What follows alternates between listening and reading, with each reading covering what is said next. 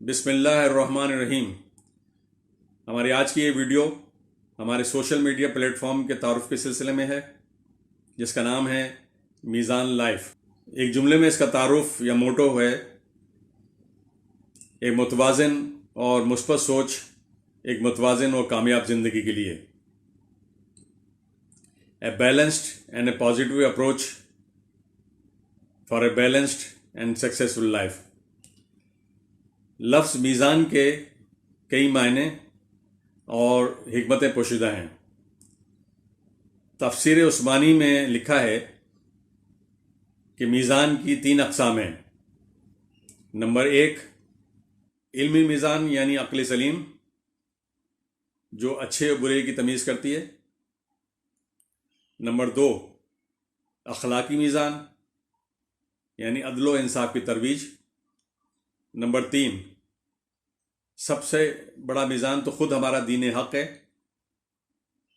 جو حقوق اللہ اور حقوق العباد کے درمیان ٹھیک ٹھیک تصفیہ کرتا ہے۔ یہی اللہ کی رسی اور صراط مستقیم ہے۔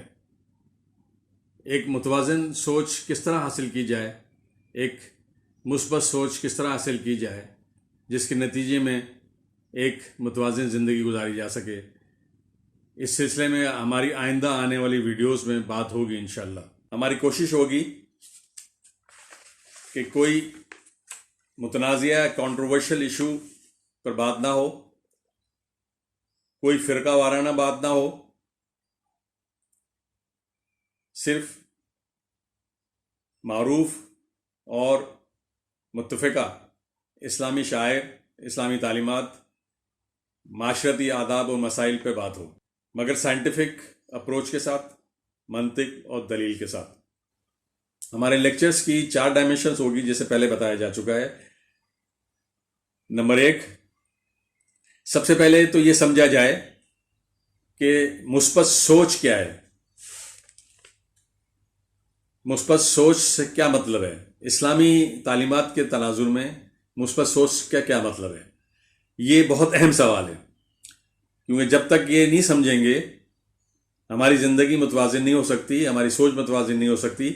اس کا مطلب ہے کہ جس شخص کی سوچ متوازن نہ ہو وہ کہیں نہ کہیں لڑکھڑائے گا، ڈگمگائے گا، جس کے نتیجے میں وہ اپنے آپ کو بھی نقصان پہنچائے گا اور دوسروں کو بھی نقصان پہنچا سکتا ہے۔ نمبر 2، ہمارے مضامین کا دوسرا عنوان ہوگا management theories and tools based on Islamic teachings and principles. آج کل ماڈرن مینجمنٹ کے نام پر جاپنیز اور ویسٹرن فلاسفیز، تھیوریز اور ٹولز پڑھائے جا رہے ہیں، جبکہ خود ہمارے دین مکمل نے 1400 سال پہلے مینجمنٹ کے رہنما اصول بتائے ہوئے ہیں۔ ضرورت اس بات کی ہے کہ انہیں سائنٹیفک انداز میں نئی نسل کے سامنے پیش کیا جائے۔ ہمارے مضامین کی تیسری ڈائمینشن ہے معاشرے میں پھیلی بے راہ روی و بدعنوانی کی نشاندہی کرنا۔ بے راہ روی میڈیا میں بھی نظر آتی ہے، مین میڈیا پہ بھی، سوشل میڈیا پہ بھی۔ ہمارا یہ کام ہوگا کہ ہم اس کی نشاندہی کریں، مؤثر نشاندہی کریں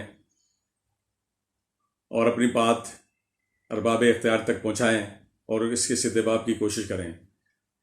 سرکاری اداروں میں یا اور جگہ پہ ہماری بزنس میں بدعنوانی جہاں جہاں ہوتی ہے اس کی نشاندہی بھی ہم انشاءاللہ کریں گے۔